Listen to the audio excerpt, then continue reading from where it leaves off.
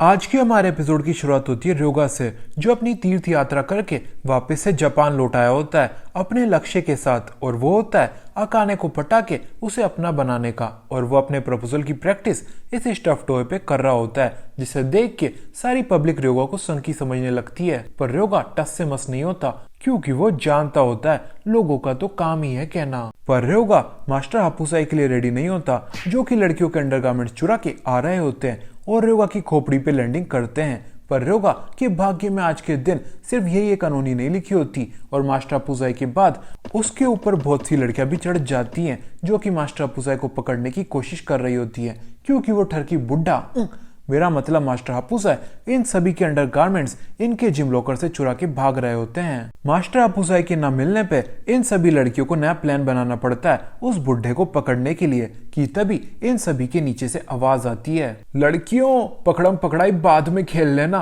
पहले मेरे ऊपर से उतर के मेरी कमर को बख्श दो। रोगा की आवाज सुन के सभी लड़कियां उससे दूर हट जाती हैं, पर अकाने उससे पूछती है, रोगा तू आके जमीन पे पड़े पड़े कर क्या रहा है? अकाने, मेरे भाग्य में दोष था जिस वजह से मैं जमीन पे गिर गया। अच्छा, फिर तू अभी भी जमीन पे क्यों पड़ा है? चिल्ला ढूंढ रहा है क्या? अकाने, वो जमाने गए जब सड़कों पे धनराशि मिला करती थी। आजकल तो सिर्फ लोगों का कूड़ा, थोड़ा पान मसाला और जानवरों की टट्टी मिलती है। और रही बात मेरे जमीन पे पड़े रहने की, तो वो मैं अपनी मर्जी से नहीं पड़ा हूँ, बल्कि एक सुंदर सी लड़की मेरे ऊपर खड़ी है। रोगा ऐसे लड़कियों को सुंदर और बदसूरत कह के डिफ्रेंशिएट नहीं करते, हर लड़की सुंदर होती है। सॉरी अकाने, अगली बार से मैं तुझे सुंदर नहीं सिर्फ अकाने कहूंगा, पर क्या तू अब मेरे ऊपर से हट सकती है? तू मुझे सुंदर कह रहा था क्या? ओ, तू मुझे तो सुंदर कह सकता है, क्योंकि एक तो मैं हुई सुंदर और दूसरा मुझे अपनी तारीफ सुनना, मेरा मतलब सच सुनना पसंद है। के अकाने रोगा के ऊपर 5 मिनट तक और खड़ी रहती है,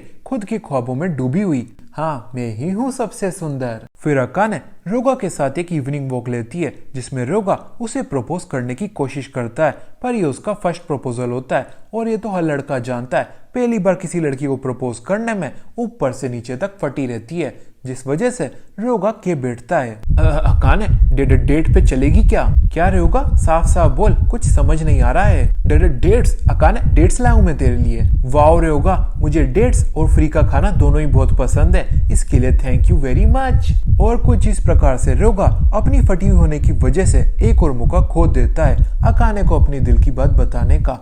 और इसी बात का गुस्सा वो पब्लिक प्रॉपर्टी पे नहीं, किसी बेचारे की प्राइवेट प्रॉपर्टी पे निकालता है। रोगा रोगा रोगा, तू इतना फट्टू कैसे हो सकता है? रोगा अपनी भड़ास निकाल ही रहा होता है कि उतने में उसे उसके पीछे से एक लड़की की आवाज सुनाई देती है, रोगा मैंने तुझे थैंक यू तो बोल दिया था, पर इस गिफ्ट के बदले में मैं तुझे रिटर्न गिफ्ट देना ही भूल गई थी। हाउ अबाउट इन डेट्स के बदले में मैं तेरे साथ डेट पे चलूं? अकाने, ये तू है क्या? वैसे आइडिया तो बुरा नहीं है, मतलब अच्छा भी नहीं है। नहीं नहीं, मैंने ऐसा कब कहा? तो मैं अपनी डेट पक्की समझूं? अरे पक्की, कंफर्म, श्योर, 100% फिक्स समझ।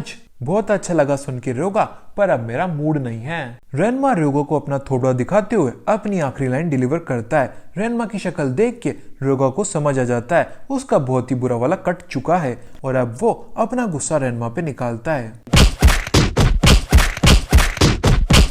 जिसके बाद ये दोनों इवनिंग वॉक लेते हैं एक दूसरे को अब्यूज करते हुए। रोगा, छोटी छोटी सी बातों पे सठिया जाता है तू थोड़ा सा मेंटल है क्या? गलती तेरी है रेनमा, तुझे शर्म आनी चाहिए एक नन्हे से मासूम से लड़के के दिल के साथ खेलते हुए। बेशरम? मैं बेशरम नहीं हूँ रोगा, मुझे शर्म आती है नन्हे से मासूम से लड़के के दिल के साथ खेलते हुए। पर तू ना नन्हा है, ना मासूम और ना ही लड़का, तू तो पीचान है, पीचान। चिढ़ा ले रेनमा, चिढ़ा ले जितना तेरे को चिढ़ाना है, क्योंकि कुछ ही दिनों में मैं बन जाऊंगा पूरा मर्द और तू रह जाएगा आधा छमिया का छमिया, क्योंकि मेरे पास है ये, और अब ये मेरे पास है। वैसे रोगा है क्या ये? रेनमा रोगा से उसका मैप छीनते हुए कहता है, जिसकी वजह से रोगा रेनमा पे भड़क जाता है और उसके पीछे पड़ जाता है। पर रेनमा की मस्ती के चक्कर में वो मैप उड़ के तालाब में गिरने ही वाला होता है, जिसे बचाने के लिए रोगा चिल्लाता हुआ उस मैप के पीछे नदी में कूद जाता है। जापान में स्थित नानी चौहान का मैप है वो गधे, अगर वो भीग के खराब हो गया तो हमारे एल लग जाएंगे, एल। रोगा की बात सुन के रेनमा समझ जाता है ये मैप कितना जरूरी है, इसलिए रेनमा रोगा की जगह इस मैप को बचाता है भीगने से। मैप को बचाने के बाद ये दोनों टेंडो डोजो में आ जाते हैं गर्मा गर्म पानी में स्नान लेने के लिए, और तभी रोगा जापान में स्थित नारीचौन झरने की कहानी सुनाता है। खूब सालों पहले जब बंदूकें और तलवारें इन्वेंट नहीं हुई थी, तब इंसानों की जान लोमड़ियों ने निकाल रखी थी, उनके लाइव स्टॉक को खा के, उनकी मुर्गियां खा के, उनका खाना खा के। कि तभी एक दिन जापानीज लोगों की मुलाकात एक चाइनीज बुढ़े से हुई। मेरा मतलब चाइनीज बाबा से हुई, जो कि अपने आप को बड़ा तांत्रिक मानते थे। तांत्रिक बुढ़े ने अपनी हेल्प जापानीज लोगों को ऑफर करी कुछ धनराशि के बदले में। उस धनराशि का अमाउंट इतना ज्यादा था जितने में इन जापानीज लोगों का पूरा गांव बिक जाता, फिर भी उतना पैसा इनके पास इकट्ठा ना होता।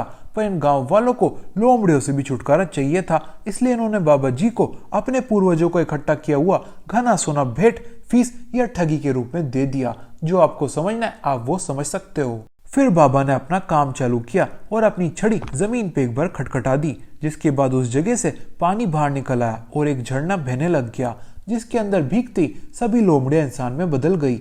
वो बात अलग है, इंसान बनने के बाद भी उन लोमड़ियों की फिदरत नहीं बदली और वो अभी भी जापानीज लोगों का खाना, लाइव स्टॉक और मुर्गियां मार के खाती रही। जापानीज लोगों ने इस बात की कंप्लेंट चाइनीज बाबा से करी, पर बाबा जी के हिसाब से उन्होंने उनका काम पूरा कर दिया था, गांव वालों को लोमड़ियों से छुटकारा दिला के। अब तो गांव वालों को इंसान परेशान कर रहे थे, जिसका इलाज करने के लिए बाबा जी को अलग से और धनराशि चाहिए थी, जो कि गांव वालों के पास थी नहीं। इस वजह से बाबा जी ने उनका बोरिया बिस्तर पैक किया और दूसरे गांव को ठगने के लिए निकल गए। मेरा मतलब दूसरे गांव की मदद करने के लिए निकल गए, इन गांव वालों को इनकी हालत में छोड़ के।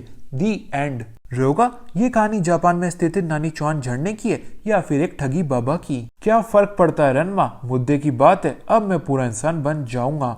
चल टाटा, मैं चलता हूँ पूरा पुरुष बनने। आदि छमिया के रोगा नानीचौन की तलाश में जाने ही वाला होता है कि तभी रेनमा उसको आज रात के लिए टेंडो डोजो में ही रोक लेता है, बहाना देते हुए कि आधी रात हो चुकी है, अब कहाँ जाएगा तू उस झरने की तलाश में, कल सुबह जाना दिन के उजाले में। रेनमा की बात मान के रोगा आज की रात टेंडो डोजो में ही काट लेता है, पर रेनमा की हॉस्पिटैलिटी के पीछे उसके दो कारण होते हैं। पहला तो उसे भी नानीचौन झरने में डुबकी लगाना होता है, और दूसरा वो अभी थका हुआ होता है। अर्थात अगर रोगा इस समय उस झरने की तलाश में निकल गया तो रेनमा हमेशा हमेशा के लिए आधी छमिया बना रह जाएगा। फिर क्या, रेनमा का प्लान काम कर जाता है और अगली सुबह रेनमा और रोगा नानीचौन झरने की तलाश में निकल जाते हैं। पर रोगा रेनमा की मदद करने के मूड में नहीं होता, इसलिए वो उसे भगाने की कोशिश करता है, पर रेनमा यह बात पहले से ही जानता होता है। इस वजह से वो रोगा को बत्ती देता है, अगर मैं चल गया तो तू रास्ता भटक जाएगा और पूरी जिंदगी भरी आधा सुअर रह जाएगा।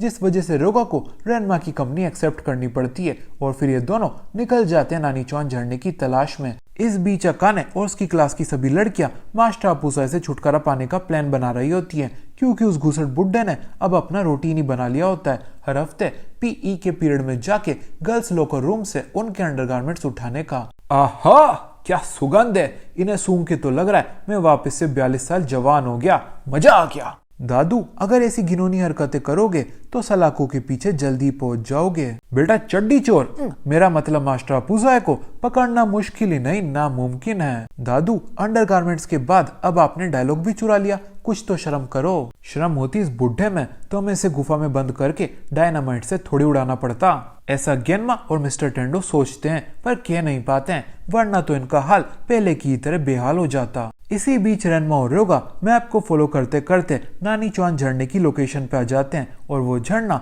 इनसे और इस लोमड़ी से मात्र 100 मीटर की दूरी पे होता है। और ये बात जानती रोगा रेनमा को धोखा दे देता है और उसकी मुंडी पे ये लोमड़ी की मूर्ति बजाने के बाद खुद अकेला ही झरने की ओर निकल जाता है। पर रेनमा इतनी आसानी से इसका पीछा कहाँ छोड़ने वाला था। इसी वजह से इन दोनों के बीच वापस से फाइट शुरू हो जाती है। पर जैसे जैसे ये नानीचौन झरने की ओर पहुंचने लगते हैं, इनकी ओर अलग अलग ट्रैप एक्टिवेट हो जाते हैं, जैसे कि ये किसी गुफा के अंदर खजाने की तलाश कर रहे हों। और ये सभी जाल अकाने ने बिछाए होते हैं मास्टर अपूसा को रंगे हाथों पकड़ने के लिए। समझे? नहीं समझे तो अब समझ जाओगे। नानीचौन झरना और कहीं नहीं बल्कि गर्ल्स के जिम लॉकर के नीचे होता है, जहाँ से मास्टर अपूसा रोज रोज इनकी बिकनी और पैंटी चुरा के फरार हो रहे होते हैं। रेनमा और रोगा अकाने के जाल से तो बच जाते हैं, पर अब उनके सामने एक नई प्रॉब्लम आ जाती है, और वो होती है गर्ल्स के जिम लॉकर में घुसने की। वो भी तब जब ये सभी की सभी लड़कियां गुस्से के मारे आग बबूला हो रही होती हैं और कुछ भी करने को तैयार होती है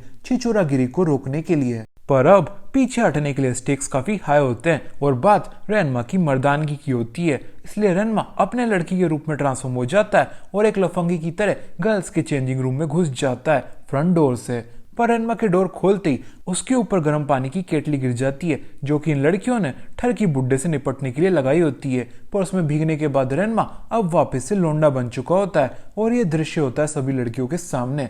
एक छिचोर लड़का जिसने लेडी शर्ट और पैंटीज पहन रखी है वो गर्ल्स के चेंजिंग रूम में दिन दिहाड़े घुस आया है, वो भी तब जब सब लड़कियां अपने कपड़े चेंज कर रही होती हैं, वो भी फ्रंट डोर से। इस सिचुएशन में रेनमा लड़कियों से कुछ भी कह देता, मुझसे गलती हो गई, मुझे माफ कर दो, आप लोग सुंदर ही नहीं एंजल हो और एंजल्स का तो काम होता है मुझ जैसे तुझ बेवकूफ आदमियों को माफ करना, इसलिए प्लीज मुझे माफ कर दो। पर फिर भी वो अपने मुंह पे जूती की खाता। इस वजह से रेनमा फुल रफ्तार से वापस पीछे भग के आ जाता है, पर खाली हाथ नहीं, उसे मिल चुका होता है छिचोर स्लैश लफंगे का टैग। अपनी इज्जत खोने के बाद रेनमा अपना गुस्सा एक पेड़ पे निकालता है और फिर अपना दूसरा प्लान एक्टिवेट करता है और वो होता है पीचान के द्वारा लड़कियों का ध्यान भटकाने का और मौका मिलती नानी चौन झरने में स्नान करने का। पर रोगा इस प्लान के सख्त खिलाफ होता है क्योंकि रेनमा की तरह वो भी अकाने के सामने अपनी इज्जत खोना नहीं चाहता था। पर उसके लिए एक दिक्कत होती है, रेनमा उससे पूछ नहीं रहा होता कि अपने को ये करना चाहिए कि नहीं। रेनमा उसे बता रहा होता है कि आगे क्या क्या होने वाला है और तुझे क्या क्या करना है। पर पीचान गर्ल्स के चेंजिंग रूम में पहुंचती ढेर सारी लड़कियों से घिर जाता है और जन्नत में पहुंच जाता है, जिसकी वजह से वो रेनमा का प्लान तो क्या अपना नाम भी भूल गया होता है और नॉकआउट हो जाता है। रोगा की हरकत देख के रेनमा को गुस्सा आ जाता है और वो वापस से अपने लड़के के अवतार में गर्ल्स के चेंजिंग रूम में घुस जाता है। काम तो उसका रोगा को सबक सिखाना होता है, पर जाते जाते वो खुद सबक सीख जाता है कि गर्ल्स के चेंजिंग रूम में लड़कों का आना सख्त मना है। अपने इस प्लान के फेल होने के बाद रेनमा हर एक अच्छे मास्टरमाइंड की तरह इस प्लान के फेलियर का इल्जाम अपने टीममेट पर डाल देता है, पर उसका टीममेट तो अभी से स्थिति में ही नहीं होता कि वो उसकी बात समझ सके, क्योंकि वो तो अभी उसी सीनरी से बाहर ही नहीं निकला होता जो उसने थोड़ी देर पहले देखी होती है। इसी बीच रेनमा से अपना बदला लेने अकाने गर्ल्स के जिम लॉकर से बाहर आ जाती है रेनमा की तलाश में, जिसे देख के रेनमा यहाँ से रफू चक्कर हो जाता है। अपने टीममेट को पीछे छोड़ के रेनमा के भागती अकाने की मुलाकात होती है रोगा से, जिसे अकाने अपनी परेशानी बताती है। अकाने को अपने से बात करते हुए देख रोगा उसके प्यार में फिसल जाता है और भूल जाता है कि वो यहाँ पे क्यों आया होता है और फिर रेनमा को धोखा दे के वो अकाने की टीम ज्वाइन कर लेता है। पर रेनमा इस चक्कर में होता है उसने खुद की जान बचाने के लिए पीचान को सेक्रीफाइस कर दिया और वो खुद से वादा करता है, पीचान मैं तेरी कुर्बानी व्यर्थ नहीं जाने दूंगा और पूरा मर्द बन के तुझे पूरी जिंदगी भर चिढ़ाऊंगा। मेरा मतलब सहानुभूति दूंगा कि अगर तू भी मेरी तरह फुर्तीला चुस्त दुरुस्त होता तो अकाने की पकड़ाई में नहीं आता और मेरी तरह आज पूरा मर्द होता। खुद से प्रॉमिस करने के बाद रेनमा अपना थर्ड प्लान यूज करता है गर्ल्स जिम लॉकर की छत से सीधा फर्स्ट फ्लोर पे घुस जाने का, पर उसे क्या पता था अंदर रोगा ने उसके लिए जाल बिछा रखा है। रेनमा के गर्ल्स लॉकर रूम में पहुंचते ही उसका पांव एक धागे से टकरा जाता है और उसके ऊपर ढेर सारे लड़कियों के अंडरगारमेंट्स गिर जाते हैं और ये होता है रोगा का प्लान, रेनमा को रेड हैंडेड पकड़ना पैंटीज के साथ, ताकि कोई भी लड़की डिनाई ना कर पाए, खास करके अकाने कि रेनमा एक छिचोर है जिससे दूर रहने में ही अपनी भलाई है। रेनमा को पकड़ने के बाद रोगा उसकी धुलाई चालू कर देता है ताकि वो अकाने का दिल जीत सके। रेनमा उसे समझाने की कोशिश करता है मर्दानगी ज्यादा जरूरी है या फिर लड़कियां, पर रोगा तो अपना मन पहले ही बना चुका होता है, जिस वजह से ये लड़ाई रुकने का कोई नाम नहीं लेती, कम से कम तब तक जब तक ये ठरकी बुड्ढा भी गर्ल्स लॉकर रूम में नहीं घुसाता और आते ही रोगा को नॉकआउट कर देता है। रेनमा मैं सोच ही रहा था तुझे अपना छात्र बना के मैंने गलती करी, तुझ में वो बात नहीं है, पर मैं अपनी गलतफहमी के लिए तुझसे माफी चाहता हूँ, तू तो अपनी बरादरी का है। चल अब जल्दी से दरवाजे पे खड़े होके नजर रख जब तक मैं इन खूबसूरत चीजों को लपेट लेता हूँ। बुढ़े मैं यहाँ पे तेरी तरह लफंगाबाजी करने नहीं आया। शाबाश रेनमा, अपने इस काम में डिनाइल ही अपना सबसे बड़ा हथियार रहता है। कोई भी लड़की अपने पे इल्जाम लगाए कि तुमने उसके अंडरगारमेंट्स चुराए हैं तो साफ इनकार कर दो, चाहे वो तुम्हारे हाथ में ही क्यों ना हो। तुझे तो ये सब सिखाने की जरूरत ही नहीं है, तू तो इस काम में पहले ही प्रो लगता है। दादू की बात खत्म होते ही यहाँ पे अकाने और बाकी सारी लड़कियां भी आ जाती हैं जो कि अब इन दोनों की धुलाई करने वाली होती हैं। रेनमा इन्हें समझाने की कोशिश कर रहा होता है वो इस अश्लील बुढ़े के साथ नहीं है, पर दादू उसे समझाते हैं ये समय डिनाइल टेक्निक इस्तेमाल करने का नहीं है बल्कि यहाँ से भागने का है, क्योंकि वो यहाँ हफ्ते भर से रोज आ रहे होते हैं और अब ये लड़कियां उनके बहाने सुनने के नहीं बल्कि हाथापाई के मूड में होती है। फिर दादू एक बाउंडर बनाते हैं और सभी लड़कियों को चकमा देके गर्ल्स लॉकर रूम से भाग जाते हैं। रेनमा को भी उनकी लीड फॉलो ही करनी पड़ती है, वरना आज उसका भरता बन जाता 100-150 लड़कियों से लगातार पिटते हुए। पर रेनमा के दादू के साथ भाग जाने की वजह से अब ये बात क्लियर हो चुकी होती है रेनमा किसकी टीम में है। दादू को अपना सामान मिल गया होता है और उनका आज का कोटा पूरा हो गया होता है, इसी वजह से वो घर लौटने ही वाले होते हैं। पर रेनमा की आंखों में गर्ल्स लॉकर रूम में एक और बार घुसने की चमक देख के वो अपना आज का कोटा बढ़ा लेते हैं और रेनमा के साथ एक और बार गर्ल्स लॉकर रूम में घुसने के लिए तैयार हो जाते हैं। अब हम आ चुके हैं हमारे क्लाइमेक्स पे, जहाँ पे रेनमा दादू को फ्रॉक की कॉस्ट्यूम पहना देता है और नकली सांप बिच्छू सभी लड़कियों के ऊपर छोड़ देता है, जिससे सभी लड़कियां डर जाती हैं और लॉकर रूम में घुसने का उसका रास्ता खाली हो जाता है। पर अकाने उसकी ये चाल पकड़ लेती है, जिस वजह से रेनमा उस पर रियल डील यानी कि असली फ्रॉक को फेंक देता है, जिसे देख के अकाने की भी चीखें निकल जाती हैं। सबको चकमा देने के बाद रेनमा